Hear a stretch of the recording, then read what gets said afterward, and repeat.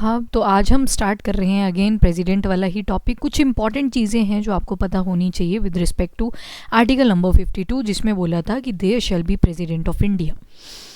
तो इनकी कुछ पावर्स होती हैं, जैसे पार्डनिंग पावर्स। पार्डनिंग पावर्स हमने कर ली थी वन बाय वन।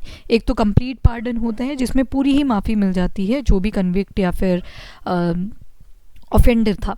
दूसरी हमने इसमें पढ़ी थी कम्यूटेशन। कम्यूटेशन में क्या किया था, जो पनिशमेंट थी उसका नेचर बदल दिया था। किसी को अगर डेथ सेंटेंस मिल रखा था तो उस केस में डेथ सेंटेंस से कन्वर्ट करके उसमें रिगरस इम्प्रीजनमेंट डाल दिया गया। वैसे रिगरस वाला सिंपल में कन्वर्ट किया जा सकता है। तो इस तरह से हमने पार्डनिंग पावर्स देख ली थी प्रेसिडेंट की। आज जो हम फोकस करेंगे वो करेंगे ऑन वीटो पावर। तो वन बाय वन देखते हैं ये वीटो पावर्स क्या होती हैं। काफ़ी इंपॉर्टेंट है, आपको ध्यान। चलिए जी, तो अंडरस्टैंड करते हैं अब ये वीटो पावर क्या होती हैं जो प्रेसिडेंट को दी गई हैं। तो पहले तो आपने दो आर्टिकल लेने हैं। दो आर्टिकल हैं, एक है आपका आर्टिकल नंबर 111 और एक है आपका आर्टिकल नंबर 201। समझते हैं इनको, पर उससे पहले दो तरह के वोट्स होते हैं। एक को हम कहेंगे कास्टिंग और दूसरे को कहेंगे veto. For example layman language में समझते हैं पहले, लोकसभा राज्यसभा का एग्जाम्पल नहीं लेंगे। मान लो दो पार्टीज़ हैं। कास्टिंग वोट को हम टाई ब्रेकर भी कहते हैं, टाई ब्रेकर वोट भी कहते हैं। अब सुनो, कास्टिंग वोट क्या होता है। कास्टिंग वोट के केस में मान लो 10 लोगों ने येस करी किसी चीज़ के ऊपर, कोई भी मुद्दा था, और 10 लोगों ने मना कर दी, नो कर दी। अब यहाँ पे टोटल मेंबर भी 20 ही थे, तो 10 येस में हैं, 10 नो में हैं। तो एक वोट अब हमें यहाँ पे चाहिए होगा जो टाई को तोड़ दे। तो मान लो एक वोट डाला, उसने भी क्या बोल दिया, येस। तो यहाँ पे टोटल वोट्स हो चुके हैं 11, और जो भी मुकदमा था वो किसके फेवर में जा चुका है, तो इस वाली पार्टी के फेवर में जा चुका है। तो यही चीज़ होती है पार्लियामेंट के अंदर भी। लोकसभा राज्यसभा है, कई बार क्या होता है कि जो टाई हो जाता है उन दोनों के जो भी वोटिंग करी होती है, दोनों ही पार्टी सेम वोटिंग कर देती है, तो उस केस में कास्टिंग वोट की पावर दी जाती है स्पीकर को। स्पीकर आगे आते हैं और अपना एक वोट डालते हैं, और ये जो टाई हुआ था, बराबर की येस नो हुई थी, इसको तोड़ देते हैं। इसी वजह से इसको कहते हैं कास्टिंग वोट। कास्टिंग वोट जो था ये एडिशनल था। अब वीटो पावर क्या होती है, इसको आप यहीं से समझ लोगे। वीटो पावर के केस में पहली चीज़ आपने क्या ध्यान रखनी है कि ये होती है कि एक बार येस बोल दिया किसी ने तो वो येस ही है। अब कंसीडर करो कि जितने भी एमपीज़ हैं सभी ने येस ही करा हुआ था, पर प्रेसिडेंट नहीं चाहते कि ये येस हो, प्रेसिडेंट कहेंगे नो। तो ऊपर तो मेजॉरिटी थी, यहाँ पे सारी क्या थी, मेजॉरिटी थी ना, सभी ने येस ही तो करा था, पर प्रेसिडेंट ने जस्ट बिकॉज बोला कि नो है मेरी तरफ से, तो जो डिसीजन माननीय होगा वो किसका होगा, प्रेसिडेंट का। तो अब जो प्रेसिडेंट है वो यहाँ पे वीटो पावर का यूज़ कर चुके हैं। तो ये होते हैं आपके, पहले तो हमने वोट देखे कास्टिंग वोट का, और वीटो पावर के बीच में डिफरेंस क्या है। अब ये जो वीटो पावर होती है ये दो आर्टिकल्स में हम पढ़ते हैं मेनली। एक आएगा आपका आर्टिकल नंबर 111।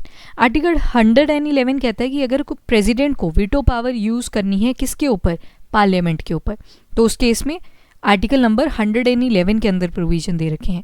वैसे ही एक आर्टिकल मिलेगा आपको, दैट इज़ आर्टिकल नंबर 201। 201 में अगर वीटो पावर प्रेसिडेंट को यूज़ करनी है स्टेट लेजिस्लेचर के ऊपर, तो उस केस में कौन सा आर्टिकल आ जाएगा आपका, आर्टिकल 201 और आर्टिकल 111। तो ये आप दोनों केसेस याद रखोगे।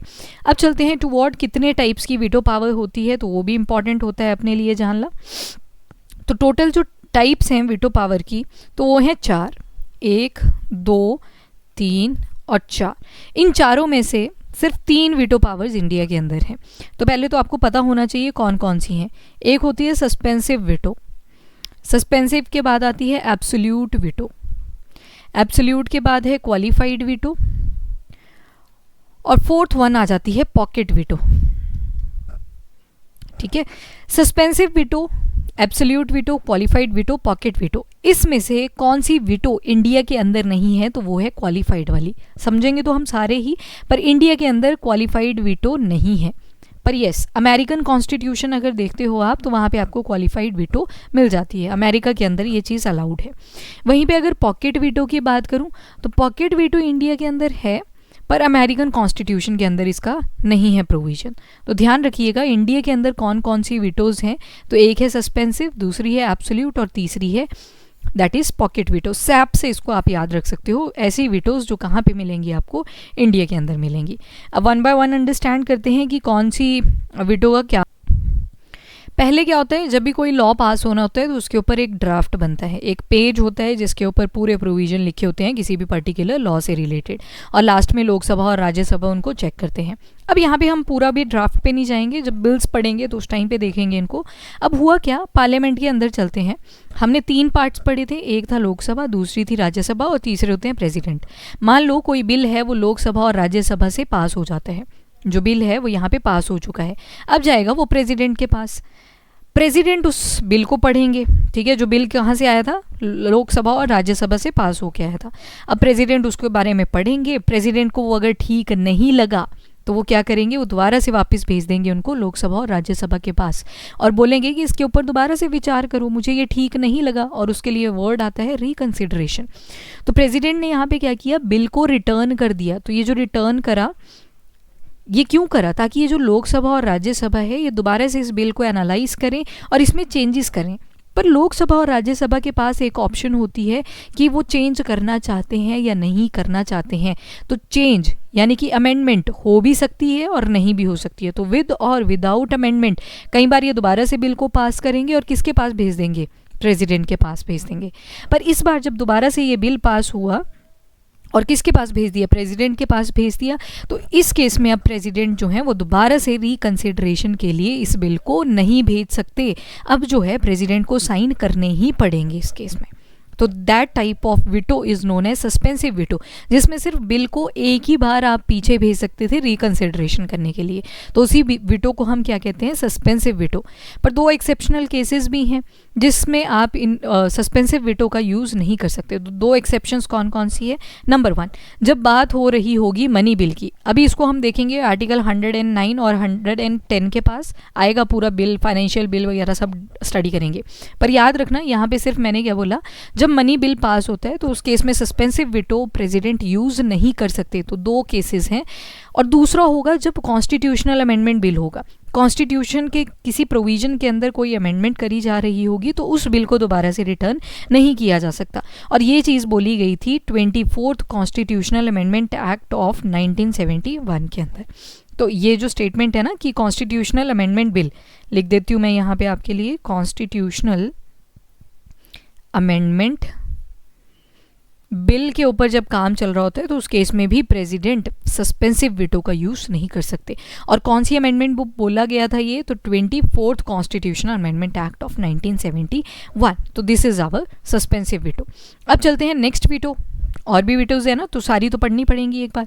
तो चलिए जी, सेकंड देखते हैं। एक तरफ है लोकसभा, एक तरफ है राज्यसभा, दोनों ने मिलकर कोई बिल बनाया और बिल को पास कर दिया। पास करने के बाद अगर उसको बिल को जब भी एक्ट में बनाना होता है तो प्रेसिडेंट के सिग्नेचर रिक्वायर्ड होते हैं। तो अब क्या हुआ, दोबारा से पास हुआ बिल, किसके पास गया, प्रेसिडेंट के पास गया। और प्रेसिडेंट कहते हैं कि आई विदहोल्ड दिस बिल, ठीक है, उन्होंने वो बिल जो था उसको रोक लिया और बोला कि मैं इसके ऊपर सिग्नेचर नहीं करूंगा, I will not sign on this particular bill. और अगर सिग्नेचर नहीं करेंगे प्रेसिडेंट तो अगेन यहाँ पे एक्ट फॉर्म होगी ही नहीं। तो यहाँ पे प्रेसिडेंट ने क्या किया, बोल दिया खुद ही कि मैं इसके ऊपर साइन नहीं करूंगा, ना रिकंसिडरेशन के लिए नहीं भेजा, दोबारा से यहाँ पे वापस नहीं भेजा कि इसको रिकंसिडर करो, यहाँ पे सीधा ही बोल दिया इस बार कि मैं सिग्नेचर नहीं करूंगा। पर 2 अगेन ये जो आपका एब्सोल्यूट विटो यूज़ होता है तो ये किसके केस में यूज़ होता है, एक तो प्राइवेट मेंबर्स के केस में। अब ये प्राइवेट मेंबर्स कौन होते हैं, तो लोकसभा और राज्यसभा। अगेन याद करो, इधर 545 मेंबर्स हैं, इस तरफ 245 मेंबर्स हैं, तो लगभग टोटल हो जाते हैं 790। अब 790 में से ये 790 तो कौन होते हैं, मेंबर ऑफ पार्लियामेंट, पार्लियामेंट के मेंबर हैं ये, ठीक है। इनमें से सारे थोड़ी मिनिस्टर बन जाते हैं, 70 से 90 तो यहाँ पे मिनिस्टर्स बनेंगे आके, ठीक है। तो मिनिस्टर जो होते हैं जिनको मंत्रालय सौंपे जाते हैं वो सभी को नहीं सौंपे जाते, वो सिर्फ 70 to 90 कैंडिडेट्स होते हैं, मेंबर ऑफ पार्लियामेंट्स होते हैं जिन्हें असाइन कर दिए जाते हैं। तो ये जो बाकी के बचे 700 बच गए लगभग, ठीक है, अगर इसमें से सब्ट्रैक्ट कर दूं मैं तो लगभग 700 बच गए। तो इन्हीं मेंबर्स को क्या बोला जाता है, प्राइवेट मेंबर्स बोला जाता है। अब कई बार ये मेंबर भी लेके आते हैं बिल को, तो ये जो आपके प्राइवेट मेंबर्स होते हैं कई बार ये भी बिल लेके आते हैं। तो इस केस में प्रेसिडेंट एब्सोल्यूट वीटो यूज़ कर सकते हैं, ठीक है। यहाँ पे जो एब्सोल्यूट वीटो है प्रेसिडेंट यूज़ कर सकते हैं। और जो दूसरा केस आपने यहाँ पे याद रखना है एब्सोल्यूट वीटो के केस में, ये तो हुआ पहला केस जहाँ पे एब्सोल्यूट वीटो का यूज़ किया जा सकता है। अब दूसरा केस क्या बन सकता है, कैबिनेट है, ठीक है, कैबिनेट अगेन सेम चीज़ हुई, Lok Sabha Rajya Sabha, cabinet, different ministries आ जाएंगी इसके अंडर जो रूलिंग पार्टी डिसाइड करती है। प्राइम मिनिस्टर अपने काउंसिल ऑफ मिनिस्टर को डिसाइड करता है कौन क्या बनेगा। जैसे अभी की बात करूं कैबिनेट मिनिस्ट्री के अंदर आपको मिनिस्ट्री ऑफ डिफेंस राजनाथ मिल जाएंगे, मिनिस्टर ऑफ होम अफेयर्स आपको अमित शाह मिल जाएंगे। तो cabinet is decided by prime minister only, PMO जिसको आप बोलते हैं, प्राइम मिनिस्टर ऑफिस। अब हुआ क्या, लोकसभा और राज्यसभा में से एक बिल पास हुआ था। अगेन बिल अगर पास हुआ है तो किसके पास जाएगा, प्रेसिडेंट के पास जाएगा। प्रेसिडेंट के साइन लगेंगे तभी वो जाके एक्ट बनेगा, पर अगर प्रेसिडेंट ने साइन ही नहीं किए तो कोई एक्ट भी नहीं बनती है। ये चीज़ हम बार बार पढ़ चुके। तो अगेन वही चीज़ हुई कि लोकसभा और राज्यसभा ने क्या किया, एक बिल को पास कर दिया, पास करने के पास प्रेसिडेंट के पास भेज दिया।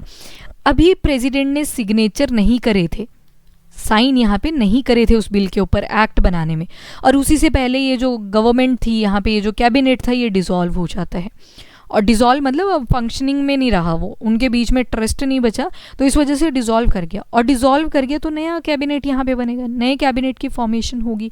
और अब नया कैबिनेट जब बनेगा और अगर ये बोलते हैं कि हम नहीं चाहते इस बिल को कि ये आगे चल के एक्ट बने, तो उस केस में एब्सोल्यूट वीटो प्रेसिडेंट यूज़ कर सकते हैं।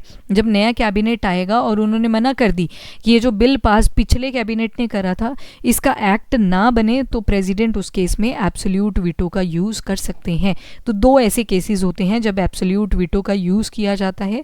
एक तो आ गया प्राइवेट मेंबर्स वाला केस। प्राइवेट मेंबर्स कौन थे, जो मिनिस्ट्री के अलावा आपके मेंबर ऑफ पार्लियामेंट्स बचे थे, तो that is the private member. और दूसरा केस आ गया जब पुराना वाला कैबिनेट क्या हुआ, डिसॉल्व कर गया और उसकी वजह से न्यू कैबिनेट बना। तो जो पिछले वाले ने बिल पास करा था, अब नया कैबिनेट बोल रहा है हम चाहते ही नहीं है ये बिल पास हो, तो उस केस में एब्सोल्यूट वीटो यूज़ करी जा सकती है प्रेसिडेंट के द्वारा। तो ये था आपका एब्सोल्यूट वीटो का प्रोविजन। नेक्स्ट चलते हैं क्वालिफाइड वीटो को। क्वालिफाइड वीटो, अब ये क्वालिफाइड वीटो मैंने आपको बता दिया इंडिया के अंदर नहीं है, पर यस अमेरिकन कॉन्स्टिट्यूशन में आपको मिल जाती है। इससे पहले सस्पेंसिव वीटो का एक पॉइंट आप ध्यान में रखोगे दैट जब यहाँ पे विद और विदाउट अमेंडमेंट हुआ था ना ये बिल पास, तो ये सिंपल मेजॉरिटी से हुआ था। यानी कि 100 में से 51 लोग भी बोल दे रहे हैं कि येस है हमारी तरफ से, तो ये पास कर जाएगा। हाफ टोटल मेंबर में से सिर्फ हाफ मेजॉरिटी भी चलेगी, तो सिंपल मेजॉरिटी से हुआ था। वहीं पे ये जो क्वालिफाइड वीटो होता है इसमें सेम कंडीशन वही है, दोबारा से लोकसभा है राज्यसभा है, दोनों ने एक बिल को पास किया, पास करने के बाद प्रेसिडेंट के पास भेजा। अगेन कंडीशन वही है कि प्रेसिडेंट बोलते हैं कि ये जो बिल है इसमें कुछ कमियां हैं, आप इसको दोबारा से रिकंसीडर करो। जैसे सस्पेंसिव था वैसे होगा सारा, यहाँ पे दोबारा से रिकंसीडर करो बिकॉज मुझे ये ठीक नहीं लग रहा, तो रीथिंक करो आप इसको। अब प्रेसिडेंट ने यहाँ पे कौन सी वीटो यूज़ करी ये अभी डिसाइड नहीं हुआ। डिसाइड कब होगा, जब लोकसभा और राज्यसभा विद या विदाउट अमेंडमेंट, अब ऑप्शन है अगेन लोकसभा और राज्यसभा के पास कि वो चेंज करना चाहते हैं या नहीं करना चाहते हैं, तो विद और विदाउट अमेंडमेंट प्रेसिडेंट के पास भेज सकते हैं। पर इस बार जो मेजॉरिटी लगेगी वो लगेगी स्पेशल मेजॉरिटी, यानी कि हाँ कितने लोगों की होनी चाहिए, तो एटलीस्ट 2/3 मेंबर्स की होनी चाहिए। इसी वजह से अमेरिका के अंदर जब रिकंसिडरेशन के लिए प्रेसिडेंट कोई भी बिल भेजते हैं तो उसके ऊपर बहुत ज़्यादा बहस हो जाती है, उसके बाद दोबारा से उसको हाँ मिलना पॉसिबल नहीं होता, क्योंकि प्रोज एंड कॉन्स पता चलते रहते हैं। ठीक है, वहाँ पे भी सेम पॉलिटिक्स चलती है एज हैपन इन इंडिया।